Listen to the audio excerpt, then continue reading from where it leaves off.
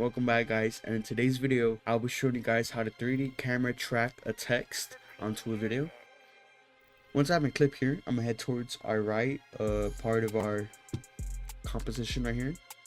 Click on our video, track the camera, and simply this process is gonna take maybe a minute or two. It just depends on your clip and the size of it.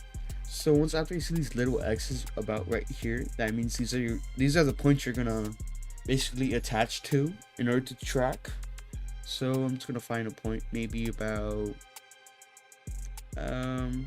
right here, so you can kind of see how the angle is at with this little, I'm gonna try to say it's target right here. So I could put it, I think maybe right here, one text. You can see that it doesn't really move, so it's tracked perfectly.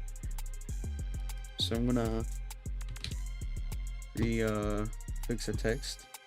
I'm gonna highlight it, and I'm gonna push it down. Let me reverse it, and I'm gonna push down the font, make it smaller.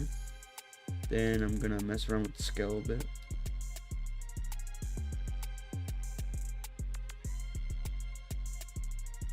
So this is how you 3D track a camera and then add a text onto it.